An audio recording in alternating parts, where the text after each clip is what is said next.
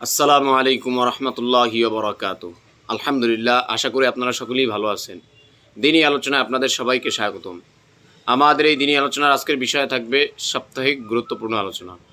আজকে যে আলোচনাটা থাকছে সেটা হচ্ছে নিজেদের পক্ষ থেকে যারা হালাল হারাম বানায় তাদের সম্পর্কে আলোচনা।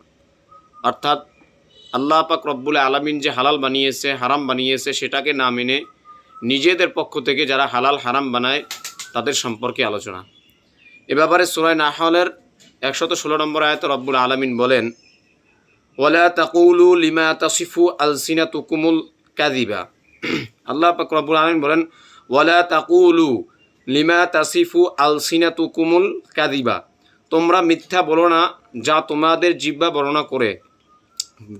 যা তোমাদের জিহ্বা বর্ণনা করে, যে কি বর্ণনা করে, যে ওয়ালা তাকুলু লিমা তাসিফু আলসিনাতুকুমুল কাযিবা, তোমরা মিথ্যা বলো না, তোমরা মিথ্যা বলো না যা তোমাদের জিহ্বা বর্ণনা করে। অর্থাৎ তোমাদের জিহ্বা যেগুলো বর্ণনা করে সেগুলোর দ্বারা তোমরা মিথ্যা বলো না। কি বর্ণনা করে? আল্লাহ বলেন, হাযা হালালু ওয়া হাযা হারামুল লিতাফতারু আলাল্লাহিল কাযিব, যে জিহ্বা এটা বর্ণনা করে, যে নিজেদের পক্ষ থেকে বলে যে হাযা হালালু ওয়া হাযা হারামুল লিতাফতারু আলাল্লাহিল কাযিব, এটা হালাল আর এটা হারাম আল্লাহর উপর মিথ্যা অপবাদ দেওয়ার জন্য। এই জিনিসটা হালাল, এই জিনিসটা হারাম আল্লাহ তাআলার উপরে মিথ্যা অপবাদ দেওয়ার জন্য যেটা জিহ্বা বর্ণনা করে সেটার দ্বারা তোমরা মিথ্যা বলো না। আল্লাহ বলেন এটাই, যে হাযা হালালু ওয়া হাযা হারামুল লিতাফতারু আলাল্লাহিল কাযিব, এটা হালাল আর এটা হারাম আল্লাহর উপর মিথ্যা অপবাদ দেওয়ার জন্য।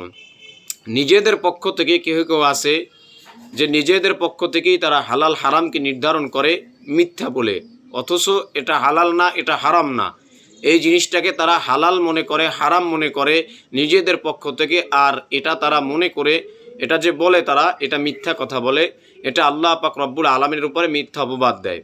কারণ যেহেতু আল্লাহ পাক রব্বুল আলামিন ওটাকে হালাল বানান নাই, হারাম বানান নাই, সেটাকে যদি নিজেদের পক্ষ থেকে হালাল বানানো হয়, হারাম বানানো হয়, তাহলে এটা অবশ্যই নিঃসন্দেহে আল্লাহ পাক রব্বুল আলামিনের উপরে মিথ্যা অপবাদ দেওয়া।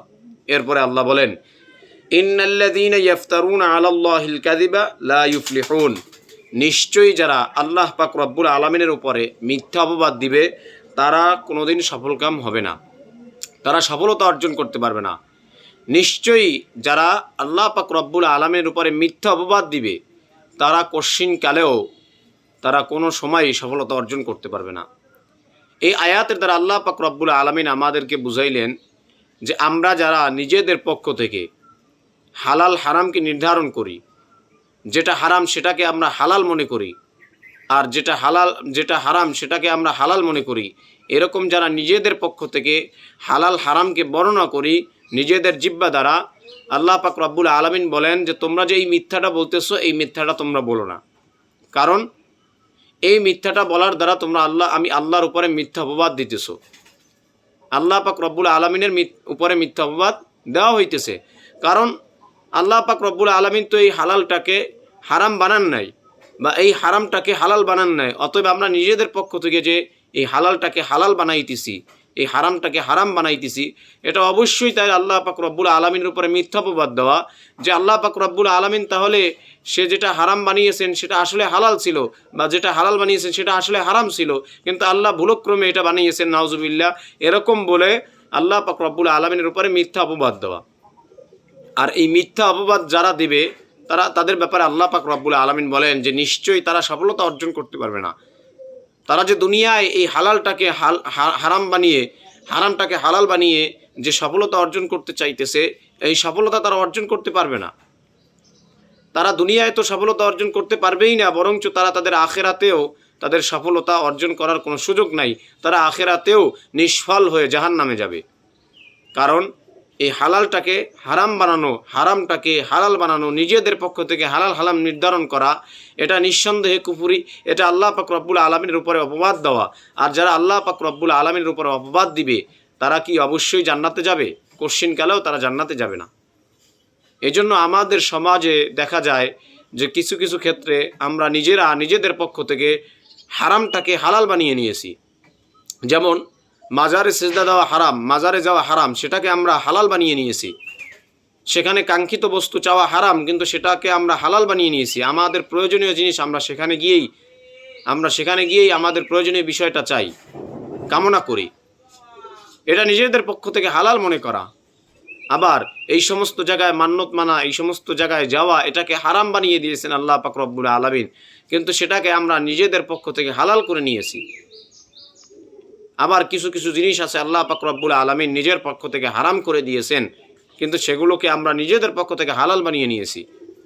যেমন বিভিন্ন পন্থায় আজকালকে সমাজে সুদ খাওয়া হইতেছে, যেই সুদটা আল্লাহ পাক রব্বুল আলামিন নিঃসন্দেহে হারাম করে দিয়েছেন, কিন্তু সেটাকে আমরা বিভিন্ন পন্থায় হালাল বানিয়ে তারপর সেই সুদটাকে আমরা গ্রহণ করতেছি। আর এই সব কাজ করে একটা জিনিসই আমরা করতেছি, সেটা হচ্ছে আল্লাহ পাক রব্বুল আলামিনের উপরে মিথ্যা অপবাদ দিতেছি। কারণ আল্লাহ যে হালাল বানিয়েছে, হারাম বানিয়েছে, সেটা আমরা মানতেছি না, সেটা আমাদের মানসম্মত হইতেছে না। এই জন্য আমরা নিজেদের পক্ষ থেকে হালাল হারাম বানিয়ে আল্লাহর ওই কথাটাকে আমরা অগ্রহণযোগ্য করতেছি, আল্লাহর উপরে মিথ্যা অপবাদ দিতেছি। আর নিশ্চয়ই যারা আমরা এই কাজগুলা করি, অবশ্যই আমরা যে সফলতা অর্জনের আশায় আমরা বসে রয়েছি, সেই সফলতা অর্জন আমরা করতে পারবো না কোশ্চিনকালেও। আমরা এই সফলতা থেকে বিমুখ হয়ে যাইতেছি। দুনিয়ায় তো সফলতা আমরা পাবোই না, বরঞ্চ কিয়ামতেও যে আমাদের সফলতা ছিল, সেই সফলতাটুকু আমরা হারিয়ে ফেলতেছি। কিয়ামতের ময়দানের দিন আমাদের জবাব দিতে হবে। কারণ আল্লাহ একটাকে হালাল বানিয়েছে, সেটাকে আমরা হারাম বানাইতেছি। আল্লাহ একটাকে হারাম বানিয়েছে, সেটাকে আমরা হালাল বানাইতেছি বিভিন্ন পন্থায়। এগুলোর জন্য আল্লাহর কাছে জবাব দিতে হবে।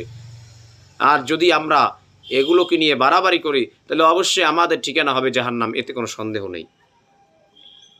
আমরা যে সফলতা অর্জন করে জান্নাতে যাব, সেই জান্নাতের সফলতা আমরা অর্জন করতে পারতেছি না, সেগুলোকে আমরা হারিয়ে ফেলতেছি। অতএব এই দিকগুলোকে আমাদের খেয়াল করতে হবে এবং নিজেদের পক্ষ থেকে যারা হালাল হারাম নির্ধারণ করি, এগুলোর থেকে আমাদের বিরত থাকতে হবে অবশ্যই। যদি আমরা নিজেদের পক্ষ থেকে হালাল হারামকে না বানিয়ে আল্লাহর দেওয়া হালালকে হালাল মেনে, হারামকে হারাম জেনে আমরা যদি আমাদের জীবনটা করতে পারি, তাহলে অবশ্যই সফলতা অর্জন করতে পারবো। আল্লাহ পাক রব্বুল আলামিনের উপরে মিথ্যা অপবাদ দেওয়া হবে না। আর যদি আমরা সেটা না করি, তাহলে নিঃসন্দেহে আমরা সফলতা পাবো না। কারণ আল্লাহ নিজেই বলছেন সূরা নাহলের 116 নম্বর আয়াতে, যে নিশ্চয়ই যারা আল্লাহ পাক রব্বুল আলামিনের উপরে মিথ্যা অপবাদ দিবে, তারা সফলতা অর্জন করতে পারবে না, তারা কোনোদিন সফল কাম হবে না। অতএব আমরা আমাদের নিজেদের পক্ষ থেকে হালাল হারামকে বর্জন করে আল্লাহ পাক রব্বুল আলামিন যে হালাল বানিয়েছেন, হারাম বানিয়েছেন, সেগুলোর উপরে আমল করি এবং আমরা আমাদের সফলতাগুলোকে দুনিয়া ও আখিরাতে অর্জন করি। আল্লাহ পাক রব্বুল আলামিন আমাদের সবাইকে দুনিয়া ও আখিরাতে সফলতা অর্জন করার তৌফিক দান করুক এবং আল্লাহ যে হালাল বানিয়েছেন, সেই হালালটাকে হালাল মেনে এবং যেটাকে হারাম বানিয়েছেন, সেই হারামটাকে আমরা হারাম মেনে দুনিয়ার ভিতরে চলার তৌফিক দান করুক। আমিন। ওয়া আখির দাওয়ানা আনিল হামদুলিল্লাহি রাব্বিল আলামিন। আসসালামু আলাইকুম ওয়া রাহমাতুল্লাহি ওয়া বারাকাতুহু।